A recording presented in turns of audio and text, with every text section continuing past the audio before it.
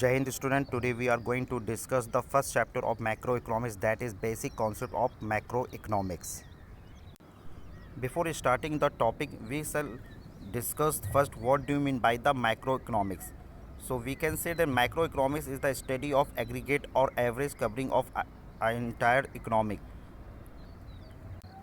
It means total employment, national income, national output, total investment, total consumption, total saving, aggregate supply, aggregate demand, general price level, etc. come under the scope of macroeconomics.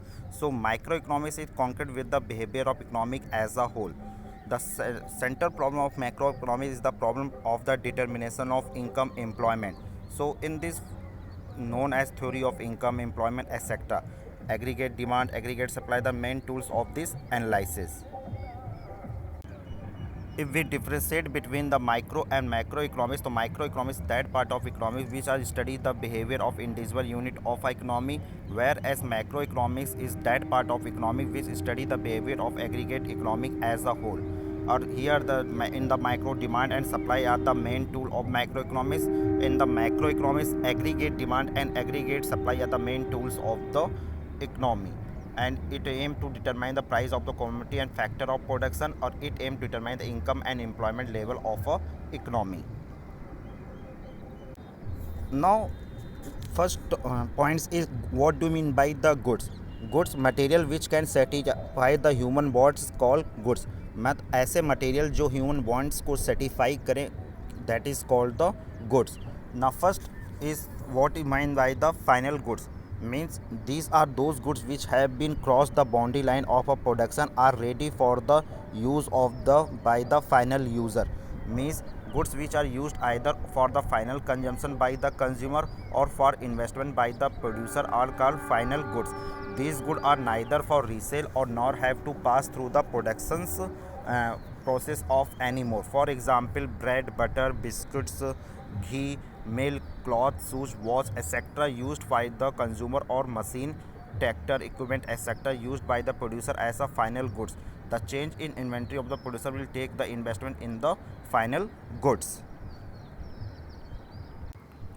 Final goods includes all durable consumer goods used by the consumer like bicycle, scooter, cars, radio, television, refrigerator, fan, furniture, etc. And all non-durable consumer goods like wheat, milk, bread, biscuits, writing paper, pencil, oil, soap, etc. Service of doctor, teacher, household servant, etc. So all the capital goods used by the producer like machinery, equipment, tractor, or etc. are under the final goods. So we can say that types of final goods are two types. First is consumption goods and second is capital goods. Consumption goods which are capable for satisfying the humans wants directly are called consumption goods. They are in the form of which they are wanted to be by the people who wish to use them. These goods are available for the final consumption to the consumer like milk, bread, sugar, tea, shoes, radio, etc. And consumer goods are divided into a durable consumption goods and non-durable consumption goods. Durable goods which can be used again and again in the consumption over a considered period of time and terms of considered period of time term as durable consumption goods, whereas non-durable consumption goods which are lose their identity in the single act of consumption called non-durable consumption goods. Example: sugar, tea, milk, bread, foods, fuel, etc. And third is service. Service can neither be seen or not touch or not do any say, but they satisfied want. These services are rendered for the directly consumption by the ultimate consumer. The example of service of teacher, doctor, advocate, domestic servant, etc. And what do you mean by the final producer goods? These are the finally purchased by the producer, are regionally used for the fixed asset in the process of the production. Thank you.